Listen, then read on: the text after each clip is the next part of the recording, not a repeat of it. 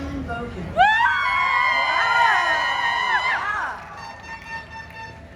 Carmen is a climate justice organizer and a Cuesta College student. She has been working on climate justice in SLO County since she moved here from northern New Mexico 5 years ago. Yes, Carmen! She serves on the board of the Santa Lucia Sierra Club, founded SLO County Youth for Environmental Action, and trains with the Sunrise Movement. Let's get energized for Carnen Bouquin. Carmen!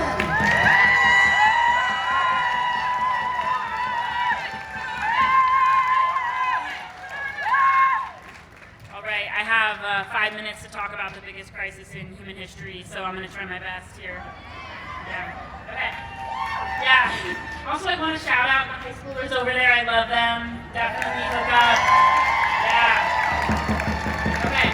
I come here today as a young person who has seen the continued injustices of climate change.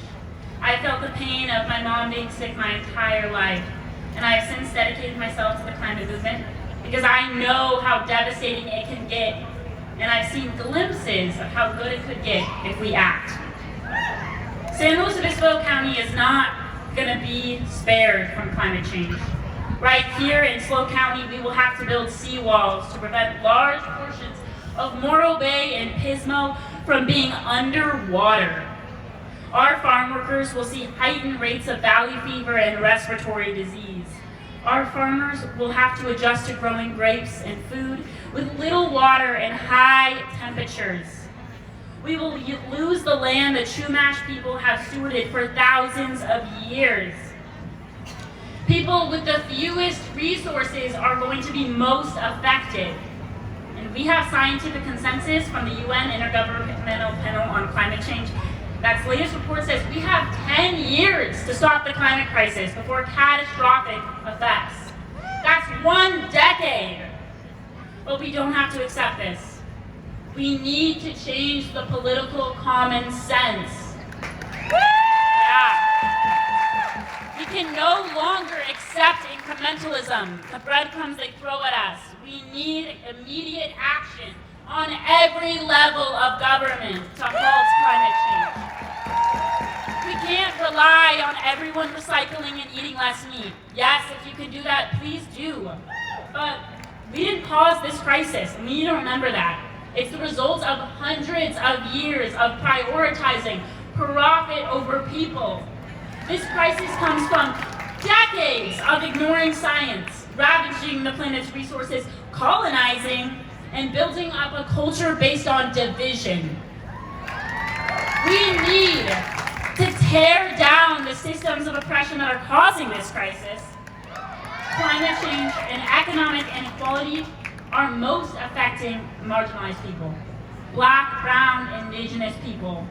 We need to hold the people, the folks responsible for this crisis accountable. And that's the corporate billionaires, the people at the top who have been strategically dividing us for profit and personal gain. We need to stop subsidizing fossil fuels and corporate agriculture. We need universities to divest from companies that produce fossil fuels, divest from the military, divest from prisons. We all want to provide for ourselves and our families. We need to live in constant reminder that our struggles are connected. Until all of us are liberated, we are not truly free.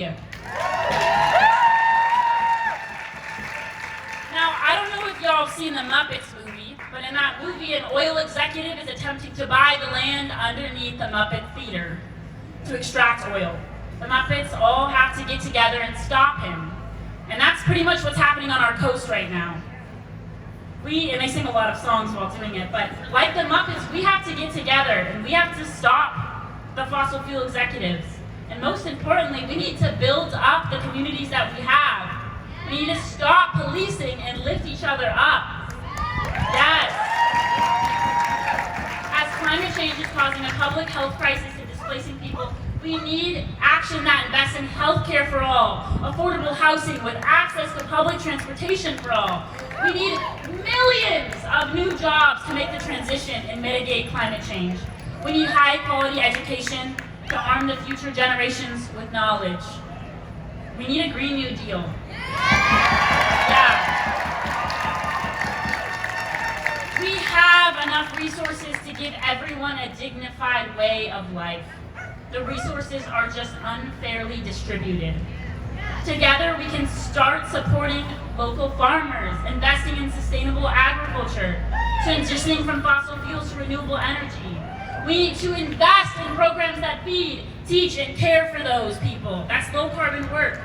For those with privilege, it means living smaller with less waste and less space. Voting is critical, but we need to do more than vote. We need to take to the streets and demand action. We need to demand, we need to demand a better world and a livable future. We need to work together and learn new behaviors that will put us on the path to a survivable future. Now, I want you to ask all of yourselves this question. What are you fighting for? What are you fighting to save? And then ask yourself, what power do you have? Does the system benefit you in any way? Ask yourself what you can do to help others with less. Do you have extra room in your house? Do you have extra food to make? What are you doing to support Black, Brown, Indigenous, queer, trans, disabled, and neurodivergent folks? After this, I want you to look to the people next to you and introduce yourself. And remember that we have each other, that we can ask for help and we can give it. I want you all to do that. We have the benefit of seeing what didn't work in the past. We have now the opportunity to do it right. And if we don't change now, we will be forced to change later. Because the time to act is now. Now, I want all of y'all to yell loud enough in the streets for the people responsible for this crisis to hear you, the banks, the corporations to hear you. But you need to get involved. After this march, go to those booths, sign up for stuff. That's where the real community work happens.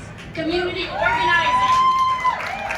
It's not just about holding signs in the streets, it's about more than that. Okay, now I need y'all to get involved. Okay, so chant with me. Black Lives Matter.